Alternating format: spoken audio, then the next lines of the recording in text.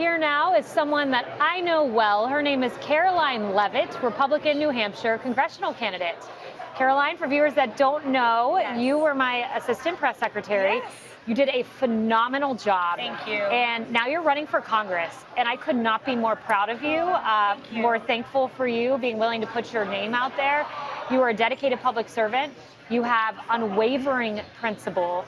And no matter going gets tough, hard days, easy days, I know you're a rock-solid conservative, and you've really proven that. Congratulations on all your success. Thank you so much, Kayleigh. And I would not be doing this if it were not for you. I mean that wholeheartedly. I was so blessed to have you as my boss in the White House in Washington, D.C. I could have worked for anyone, and I had the blessing of working for you.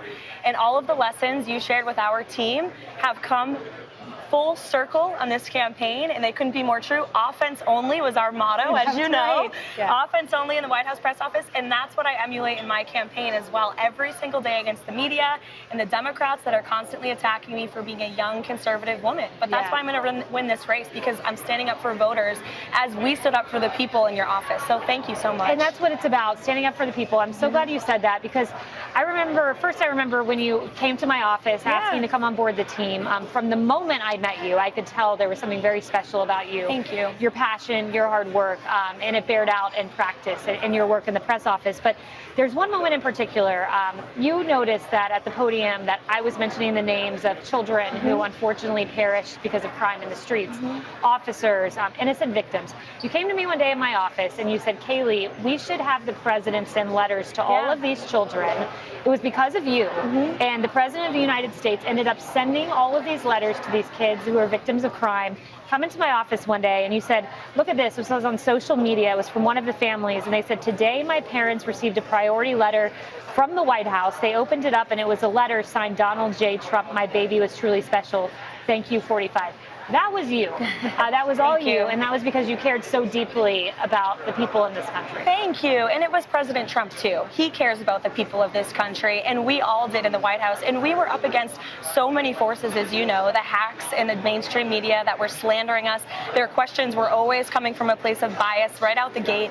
And so we just tried earnestly, as you know, to get the policies and the results relayed to the American people. That's a story I do share with voters on the campaign trail every day. And they are believing in my authenticity and love for them. That's why I'm doing this. New Hampshire is my home district. I grew up there in a hardworking, middle-class, small business family, and it means the world to me that these folks are believing in me to represent them at the highest level, especially as a young person, which we need more of on our party on both sides of the aisle in D.C. So that's what drove me to run. And you're absolutely right. It's about the people at the end of the day. Absolutely. And for you, you want to represent the people of New Hampshire's 1st District. Yes. What are your top priorities if you become Congresswoman Karoline Leavitt? Absolutely, and we will, and I'm looking forward to it. You know, New Hampshire is the live free or die state. We value freedom, arguably, in my opinion, I'm biased, more than any state in this country. And so my goal is to bring more freedom to our state, whether it's in our economy, our public education system, in our election system. I want to get the federal government out of the everyday lives of hardworking families like my own in New Hampshire. That's been my message, putting America in New Hampshire first, making D.C. smaller, and shaking up the status quo as well, and bringing term limits and youthful energy to Washington. When I worked down there on the Hill after leaving your office for Congresswoman Stefanik, one of the things that struck me was just the old and tired way of Washington, and especially Capitol Hill. I want to shake that up, and I want to be a voice that my generation desperately needs. So we're talking about the issues and also the fact that young people are not believing in the policies and principles of our Republican Party. We have to change that if we want to win elections and save our country, frankly. And there's an opportunity for that. New York Times Siena poll showed only 9% of young Democrats want Biden to run. Yes. 21% approval rating for him in Quinnipiac with young voters. Charlie Kirk said to me yesterday, I think it was Charlie Kirk, just discontent with Democrats does not mean wins for Republicans. Exactly. Do you think that your generation, Gen Z, my generation, millennials, can make that shift?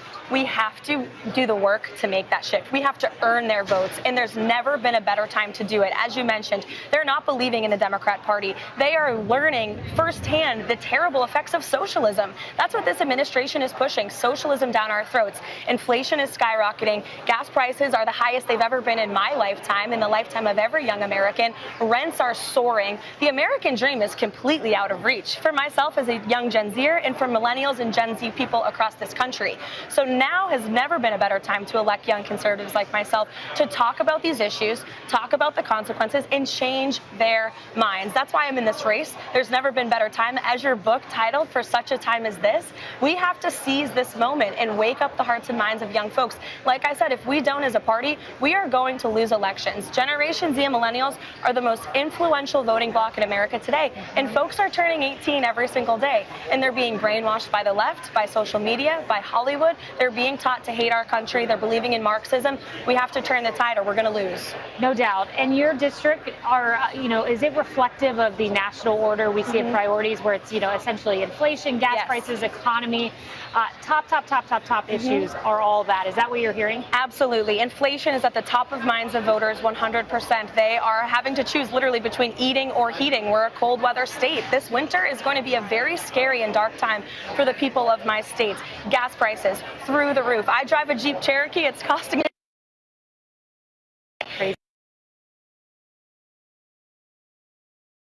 human impact of the illegal immigration that's taking place, the illegal invasion really that's taking place, but we do see it with the drugs. We have an unprecedented amount of fentanyl in our state right now. It's killing my friends, my colleagues, my generation of Granite Staters and Americans. It's deeply personal to my state, so we talk a lot about that. Also the issue of education. I've gone to school board meetings with parents, and I am fighting to get rid of the Department of Education when I get down to DC, ensure state and local control and school choice, right? We want every kid to have the educational opportunities that I did as a young person in my state growing up. So those are the issues of concern, and I'm running ultimately against a far left Democrat who votes with Pelosi 100% of the time. It's time for him to go. He is not representing the needs of families like my own, and we're going to beat him this year. I can't wait. No doubt about it. Karoline Leavitt, you are so impressive. I cannot sing your praises high enough. Thank you.